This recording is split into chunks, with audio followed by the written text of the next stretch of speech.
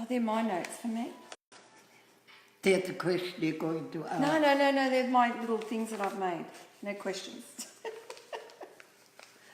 Hi everyone, look, here we are with Charles. You're not being honest with me. I made some notes. This is Charles, everyone, and Charles is a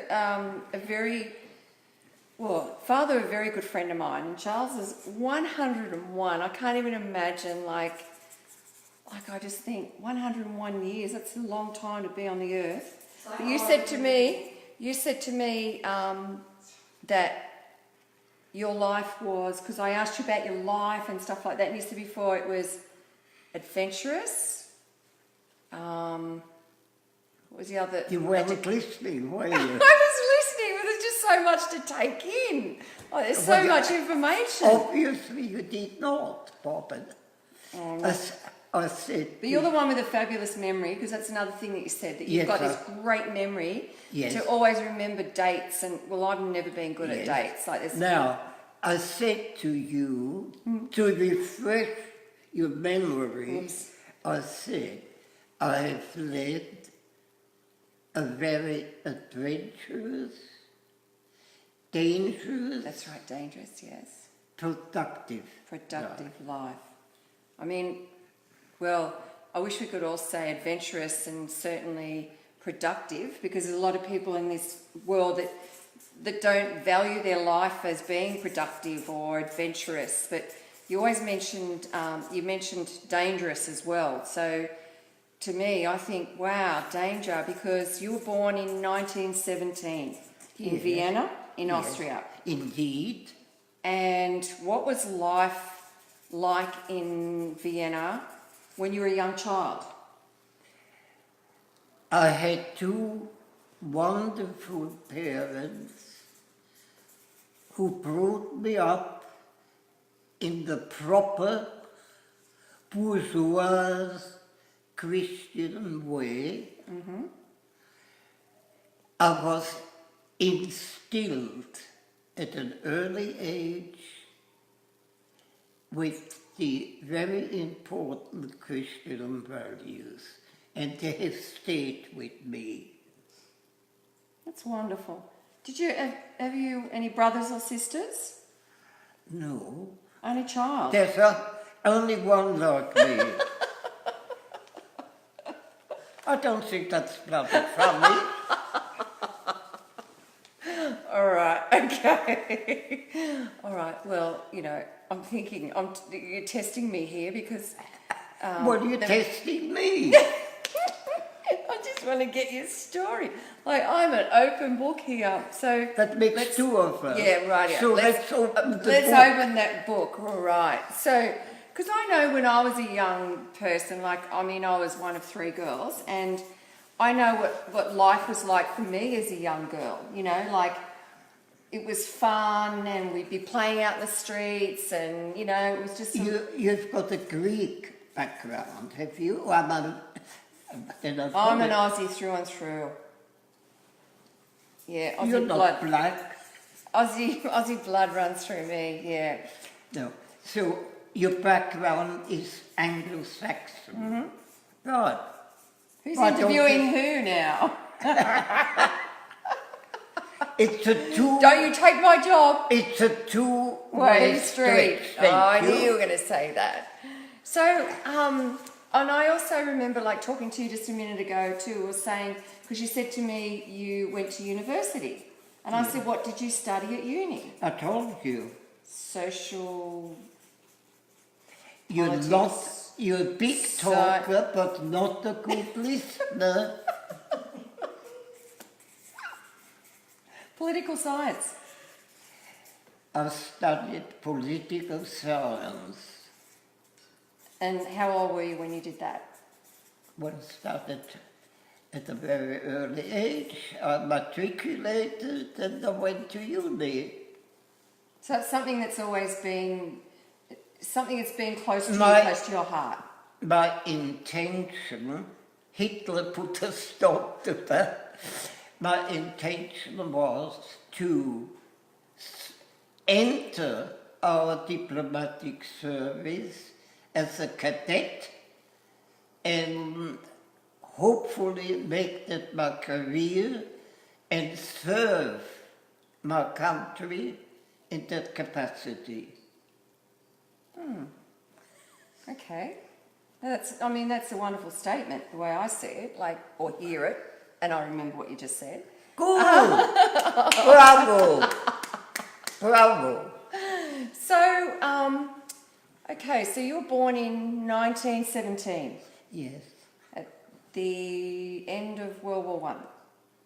Well, 1 year before the war ended. Wow, 1 year before.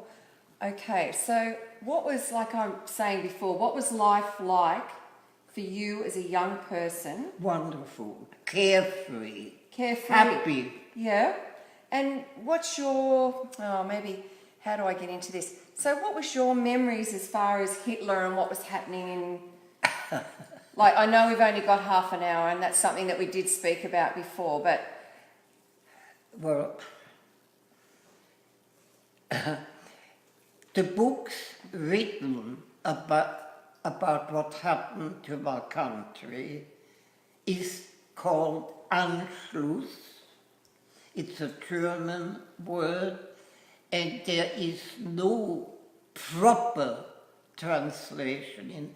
The nearest one is annexation. And that is a misnomer, because it was anything but an annexation. It was an absorption by a powerful country of 75 million, mass raping a small country of 6.5 million. Early on Saturday morning, the 12th of March 1938, 200,000 German Wehrmacht troops crossed our border, invaded us, occupied us, and overnight we ceased officially to be Austrians. We became de facto Germans.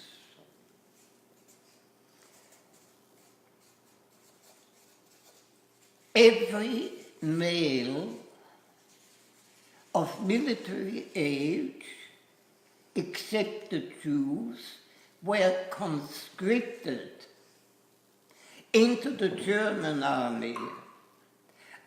We had an army, a token army of 30,000. They were absorbed into the German army. Many of our reliable, patriotic officers were replaced with Nazi German officers. Unlike other conquered countries like France, Holland, and even Poland, they were occupied territories, but they were still Poles, they were still French, they were still Dutch. We became Germans.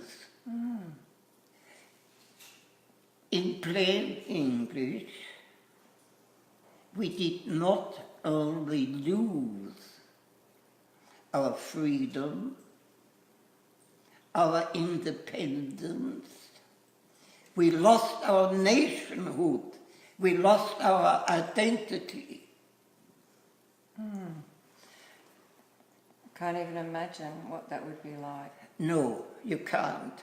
You cannot imagine what Nazi dictatorship means when you lose all your civil rights, when you are spied on, when you cannot trust your own family, some might denounce you for no reason except by denouncing you, they wrongly assume they are proving I'm a good Nazi that will protect me.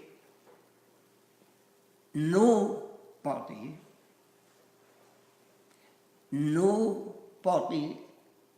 under Hitler was safe. Not all members of the party, not high-ranking officers, nobody. That is totalitarian dictatorship.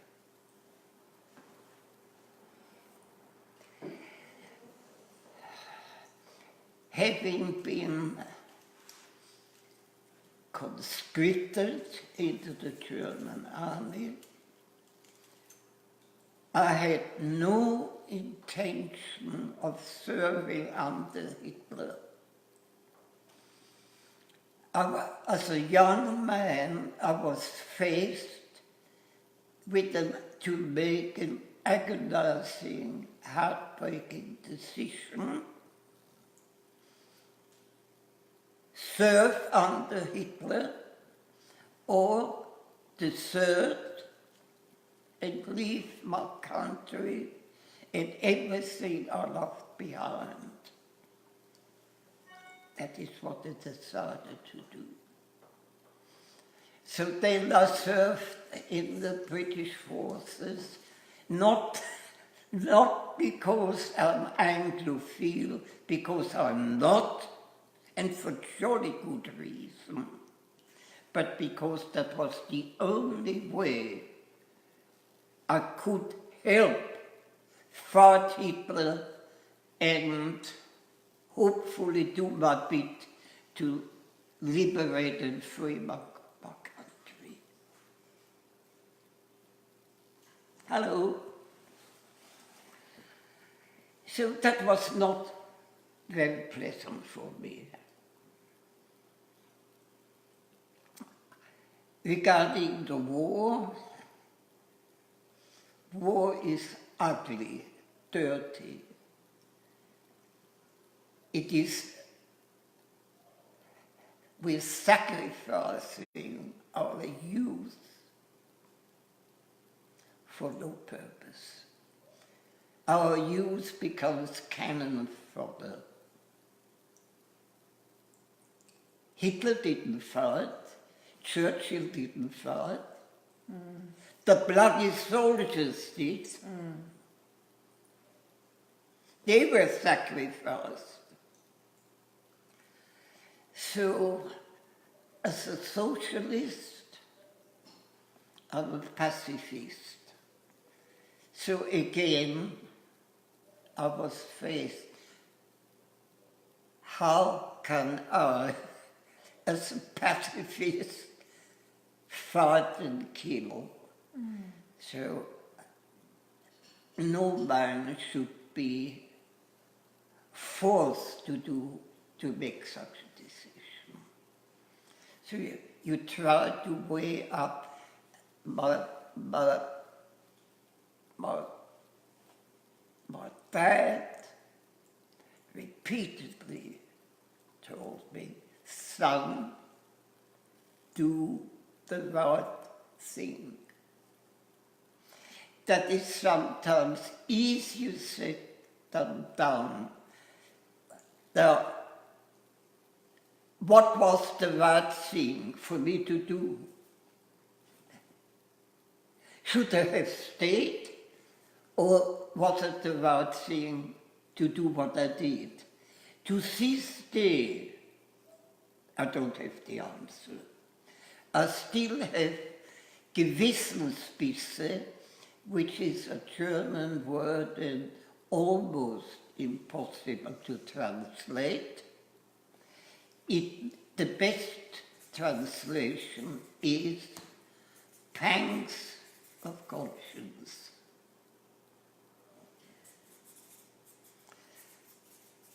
So, But that goes on ad nauseam. First of all, young and foolish, as served the Spanish Civil War to fight against Franco, against fascism. And so I didn't learn much except how to kill people.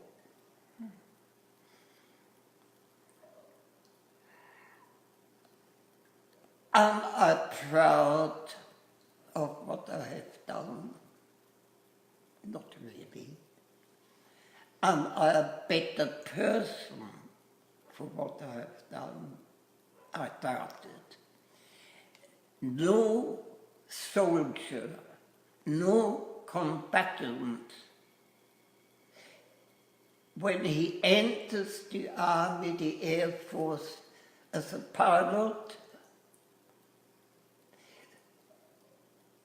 is usually an innocent young man, and when he comes out, a disillusioned adult, never the same again. I know I'm not the same.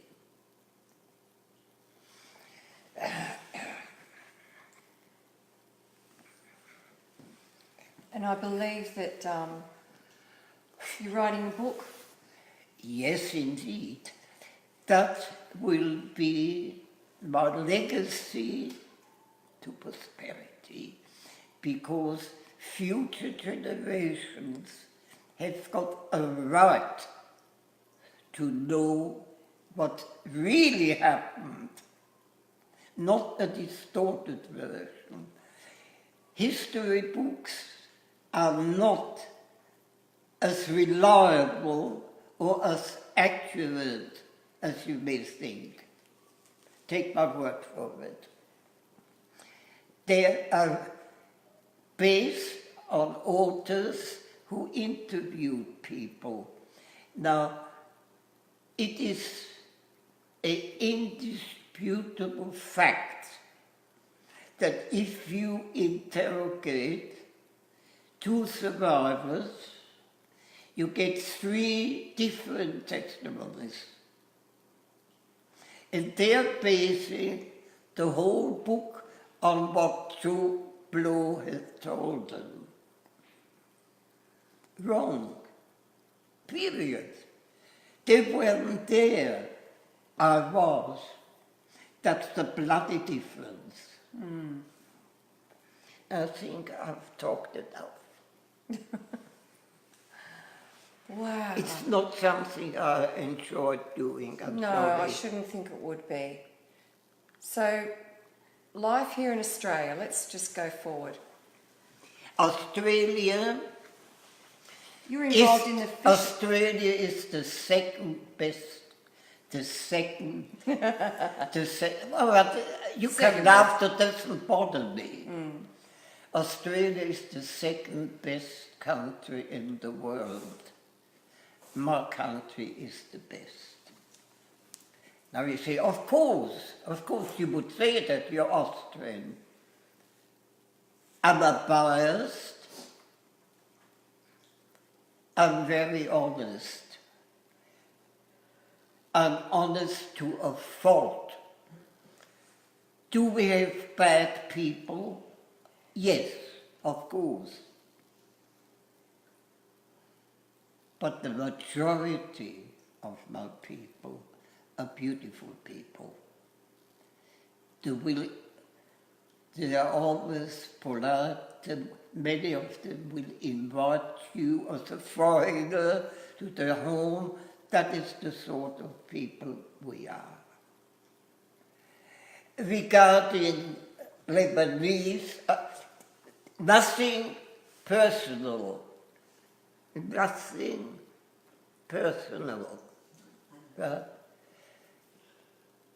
My wife was Lebanese. Our personalities, it was unfortunate. Our personalities clashed. we had a very different background. And I'm going to leave it at that. I don't want to badmouth my wife, my ex-wife. She's dead, let her rest in peace.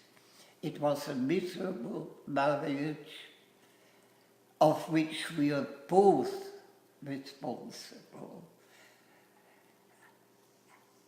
I did try, because I took my wife twice to a counsellor, hoping that it will resolve our problem. Unfortunately, it did not. Now, one of the paradoxes in my life is I was a counsellor for 1 year. Okay? I'll keep it brief and short. I was gratified that I was able to help some people, and a few people came back to me to thank me. That was very gratifying. So I was able to solve few problems. I bloody well couldn't solve my own. It's like the plumber that's always got the leaky tap. The reason, I don't know. Perhaps, I don't know. Weren't you also, like you said, you were a counsellor for a year, but Sorry? weren't you also involved in the fashion industry? In Oh, the rag yes. trade? Oh, yes. Yes, indeed. Did you have Yes. shops? Oh, see, I haven't even got to that yet. Did you have? Yes. Did I have what? Of course I did. So you had dress shops here in Australia? I had 3 fashion salons. One in the heart of Canberra, where else? Next door, Queanbeyan, which is Yes. virtually next door, and one in a country town. And how long were you in that industry? 2 bloody for about 50 odd years. 50 odd years. Wow. Yes. What, wow. What made you get into that industry? That's a very good question, and I'm unable to answer it. I fell into You fell into I it. more or less fell into it the same about being a counsellor. I never volunteered to bloody be a counsellor. Someone nominated me, and apparently someone seconded, because one counsellor, either for health reason or it just got bloody sick of it, resigned, and they couldn't find quickly somebody else.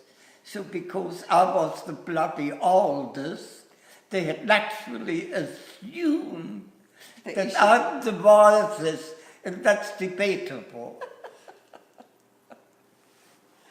Oh, well, so, in life, if you were to give,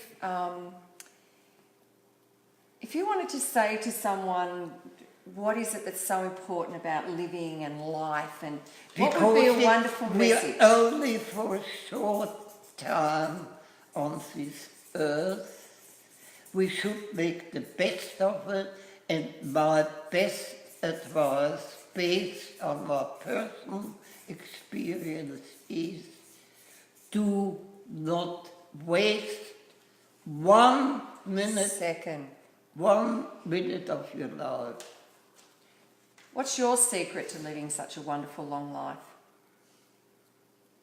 I don't think I'll answer that. Not that I don't want to.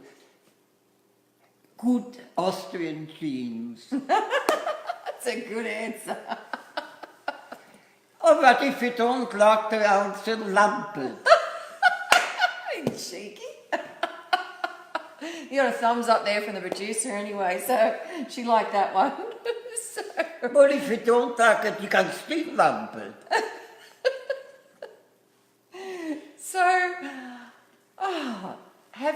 when was the last time you visited your country? Unfortunately, about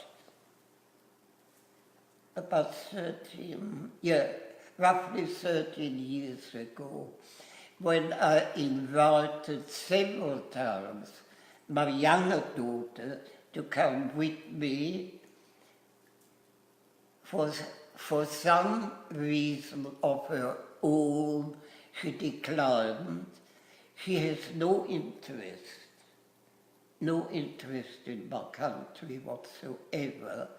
So I did take her youngest daughter with me, and we had a smashing time. And how long before that had you been there? Like, what was the... That's it. Now, a few years ago, I intended to go back because I wanted to say goodbye to my country. I couldn't get travel insurance, and I was not prepared. I have taken too many risks in my life. I was lucky. I survived just with having a shrapnel, a small, lodged in my leg that never bothered me, and it has healed, it's been removed. And that being the case, I sent my number one daughter, I sent her to Austria for 4 weeks, and she did come back like everybody else. She came back from Austria after 4 weeks. Only to want to go again. How did you guess? Because she loved it. I remember she told me how much she loved it. Right. Now, forget for a second my daughter's impression. Forget my praising my country. I mean, of course I'm Austrian. Forget that. I'm sure you know a lot of people. You're in business. You come in contact with people who have traveled. Mm-hmm. Correct? Yes. So, may I suggest to you, the next time you talk to people, and sooner or either it comes, oh, by the way, how old are you? Forget that, that's not important.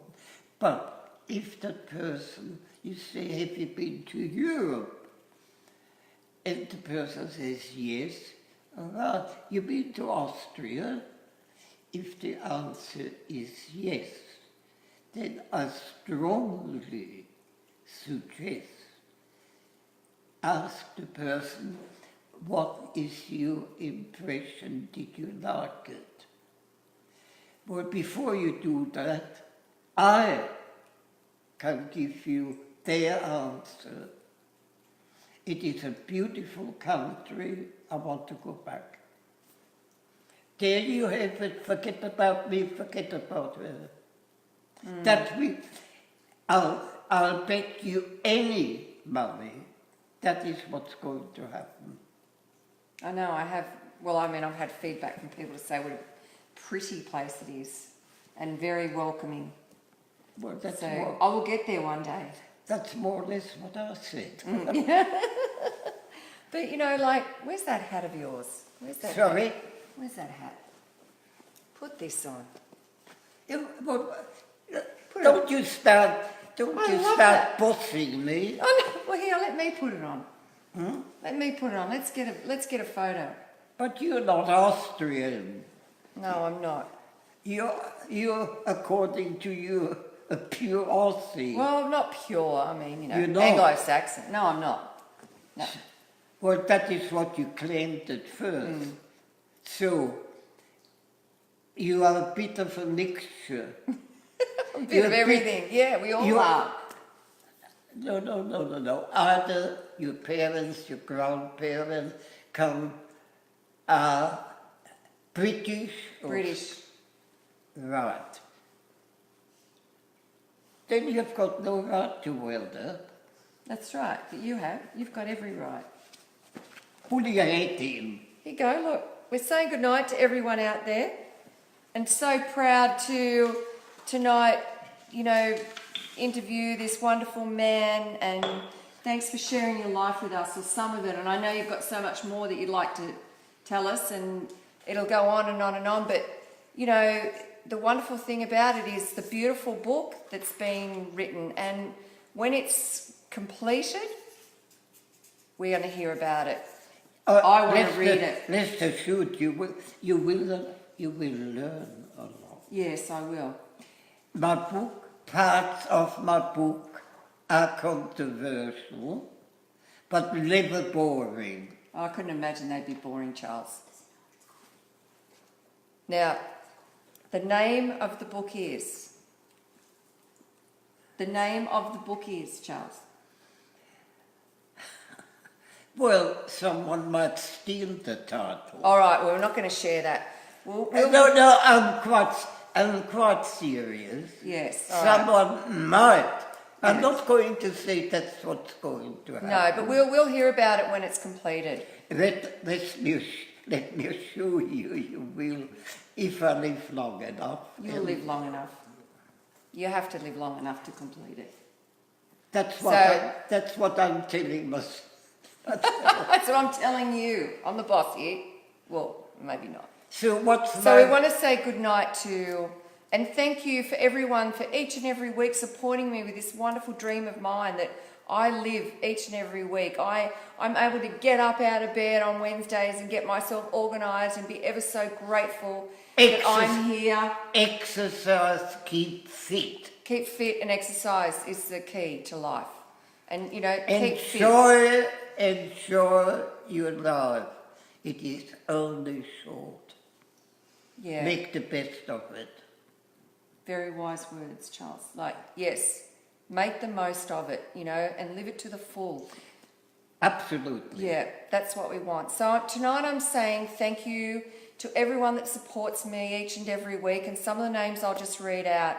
Now, I know some of my friends in India, I must apologise, and I'm not being disrespectful, but it's sometimes very hard for me to pronounce. So forgive me if I make a mistake, but Baresh Mesha. Colleen Dandelion. Hi, Colleen. Hi, Georgina Harry. Hi, Tom McKenna. Hi, Emma Bell. Marie Edwards. Sarah Jane. Sarah Jane was on last week. Thank you so much, Sarah Jane Laviva. Debbie O'Donoghue, Lee Trimble, Remy Castle, Chris Rourke, Kat Smith, Charles Argent, thank you Charles, Emma L. Barker, Margaret Hoffman, Philip Barrington, Lyndall Dixon, thank you very much Lyndall, and Tricia Hoffitz. Thank you Tricia, sitting there on the sideline.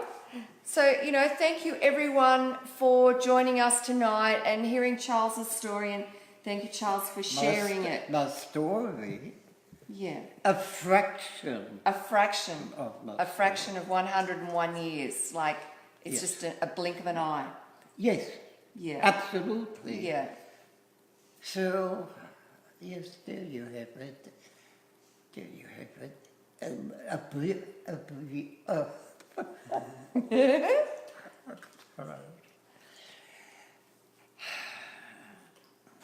So, would you like your cap back? Well, it's mine, thank you. and you're not getting it. Thank you, everyone, and thank you, Austria, for the birth of this beautiful man. Thank you, everyone. It's goodbye from us. Auf Wiedersehen.